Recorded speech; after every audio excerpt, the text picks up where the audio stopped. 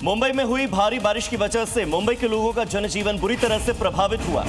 यहाँ विले पार्ले फ्लाईओवर समेत कई इलाकों में पानी भर गया, सड़कों पर गाड़ियों की रफ्तार थम गई। तो आपको बता दें कि मुंबई में मानसून दस्तक दे चुका है। भले ही 13-14 दिन के बाद आया, लेकिन जैसे ही आया बारिश ने मुंबई को बेहाल कर दिया।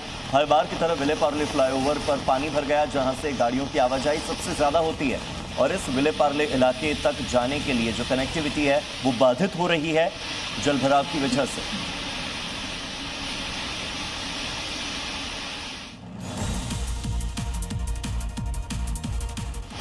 और ये तस्वीरें आप देख रहे हैं किस तरीके से यहाँ पर जल भराव हुआ है, जिसकी वजह से लोगों को आने जाने में काफ़ी दिक्कतें हुई हैं। फ्लाईओवर तक में पानी भर गया और इसकी वजह से यातायात ठप हुआ। तो महाराष्ट्र में मानसून भले देरी से आया है, लेकिन बावजूद इसके न केवल मुंबई बल्कि आसपास के पूरे इलाके, पुणे की बात करें, नासिक की बात करें या फिर रत्नागिरी इलाके की बात करें, पूरे कोंकण और महाराष्ट्र में इस वक्त मानसून की वजह से यातायात प्रभावित हो रहा है।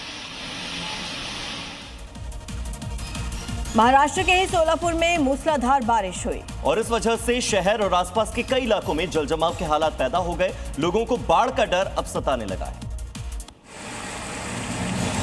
कुदरत के क्रोध के बीच नजारा बदल गया। भारी बारिश के बाद अल्लकोट तालुका में जहां देखो पानी का कब्जा दिखाई दिया, जिससे कई गांव प्रभावित हुए।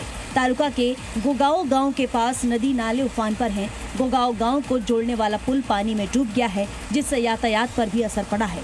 महाराष्ट्र में मौसम का बदलाव तेजी से जारी है। गर्मी के साथ साथ कई इलाके ऐसे भी हैं जहां पर बारिश के साथ साथ ओलावृष्टि लोगों की परेशानी बढ़ा रहे हैं। खासतौर से किसानों के लिए ऐसे हालात बिल्कुल ठीक नहीं बताए जा रहे। पूर्वोत्तर के राज्यों में बाढ़ और बारिश कहर बरपा रही है। अरुणाचल प्रदेश की बात करें, असम की बात करें, वहां के कई जिले ऐसे हैं जहां पर भारी बारिश के चलते इस वक्त हालात काफी खराब हैं। कई ऐसे इलाके हैं जहां पर भूस्खलन और जलभराव ने यातायात को प्रभावित किया हुआ है। पूर्वी सियांग जिले में हालात बेहद खराब हैं। पूरे शहर में भारी बारिश ने जमकर तबाही मचाई।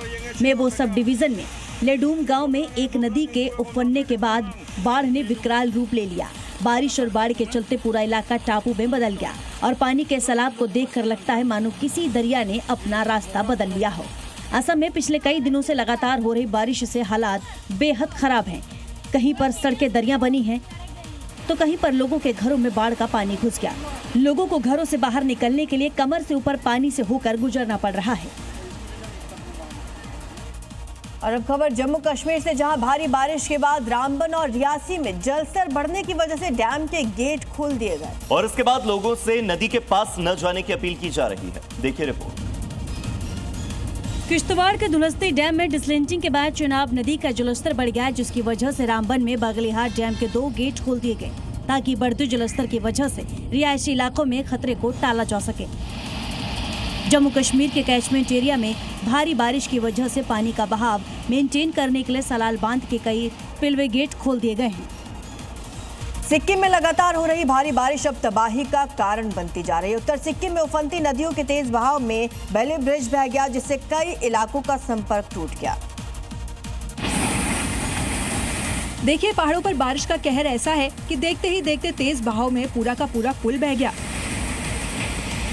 देखिए, नदी का बहाव इतनी तेज है कि लगातार झरने की तरह पानी उफान पर है और पुल टूट चुका है। सैलाब के साथ पुल भी बह रहा है।